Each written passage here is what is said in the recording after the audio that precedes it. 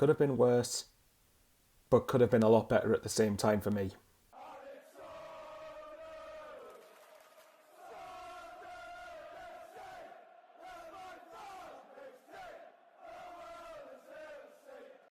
It's a strange one, really, because I think I'm still going to go on about the defending. The goal we conceded yet again was shocking, and I think at some point we can't just keep going on about the forwards all the time. We've got to start looking at it defensively.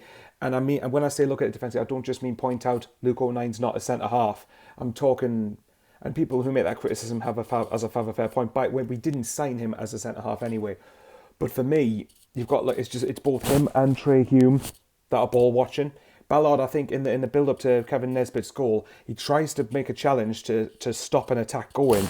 But the problem is, that then leaves O'Nien and Hume pretty much on their own in the centre of the penalty box, and Nesbitt just basically evades the pair of them and then ends up scoring. Obviously, I'm just trying to have a look at the highlights, looking at it back. But now, for me, that defensively, that goal yet again, it's poor, and we're going to find it even harder to win games if we're not going to start keeping clean sheets. Good finish from Nesbitt, actually, to be fair. If it was the other way around, I'd be saying it's a good finish. But for me, nah. I think I have every right to have better defensive standards than that goal, if I'm honest. And then, I mean, the first half, I did think going forward we looked toothless, I've got to be honest. I mean, the only two efforts I can think of that we had was one effort from Dan Neil that was pretty much, I think it was passed from a free kick to him by Aushige, and he shoots it just over the bar. And then the other one is when he has a basically shot on target from outside the box, but it's kind of a tame shot, really. He didn't have as much time, to be fair, to actually angle the shot and to put some power behind it. So it's very easy for Barkowski in the Millwall goal. But I think, obviously, going in half-time, I think Millwall probably just about deserved the lead. I think going into the break, I just didn't think we were reacting anywhere near quickly enough, anywhere near well enough to what they were doing. And they kind of suffocated us with a bit of their press, because obviously Millwall are trying to upgrade the way they play football in the eyes of some of their fans anyway. But I just think, for me, and I'm looking at it back now, so obviously the goal itself, Millwall get the ball down the right hand side, put the cross in. Yeah, O'Nien or Hume, you can blame either one of them for the goal. Both of them are ball watching. Again, stuff like that we have to cut out. And Tony Mowbray's a defender, isn't he? So how is he not knowing to coach this into the group? Or do we not have a defensive coach? But yeah, anyway, obviously the reason I'm not more annoyed is because we did end up getting a point. And we might as well talk on about it. Second half, you could argue Sunderland just about deserved a point, but Danny Collins made a point saying we didn't deserve any more than a point, and I definitely agree with that. If you had to pick a team who deserved to win it, it was Millwall. But I'd be lying if I said I was particularly happy with that result on the back of the last two defeats, regardless of the performance. I think we need to be...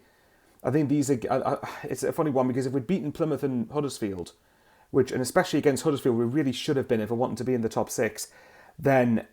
You know, you look at it and say, okay, a point in Millwall's not bad. And a point against Millwall in isolation away from home isn't a disastrous result. They've lost their last three at home, apparently, before this game. So typically, this is the game they don't lose. Of course it is. But if you have to look at it, we haven't won away from home since Sheffield Wednesday at the end of September. And that's something that's got to be addressed coming up. But obviously, we've got two home games coming up before then. Let's talk about the penalty. Was it a penalty? At first, I thought it was, but Danny Collins has suggested that it wasn't a penalty. I'll look at it back. If it's not a penalty, then fair enough. We probably got lucky. But again, officials in this league are absolutely shocking. We already know this. They're just absolutely horrendous. And I thought the referee today, to be honest, was making the game about himself. But what's new there? But I've got to admit something, and this is something that the players, and this is maybe on Mowbray himself, our ball retention today again was absolutely abysmal. The amount of times that we had simple passes on, and the amount of times that we could... Sometimes picking the safe option isn't a bad thing. Despite what some will tell you, picking the safe option sometimes isn't a horrendous thing to do. But there were some times where we just tried to be a little bit too fancy and a bit too clever, and then we end up giving the ball away, and we were probably lucky by the end that Millwall didn't win it. So... it's frustrating. I mean, Millwall probably be more frustrated because they'll feel they deserve to win, I would imagine, and fair enough. But for me... It's a funny one with Mowbray because, as I've said before, I'm kind of meh on Mowbray because... And I feel harsh having that conversation. I feel harsh saying that, but you've got to look at it. If the standard is to get promoted either this season or next season, which it should be, by the way, I don't want anyone telling me different, it should be, then is Mowbray the person to do it? Based on his previous history over 20-odd years, probably not. But, I mean, yeah, I'm trying to look at it. But Leonard, I think, let's quickly see his penalty again. So Jack Clarke runs down the wing. Sorry, guys, this is all over the place, but... Oh, okay, yeah, from that angle, then it looks like he gets the ball. I need to look, right, maybe I need to watch it back 5 times, but as of watching it back, it isn't a penalty for me. And live I did think it was, but yeah, maybe I'll look at it back 5 times to reach a definitive opinion. But look, anyway, long story short, I suppose it stops the rot. It stops the rot at the very least, but as I said, it could have been worse, but could have been better.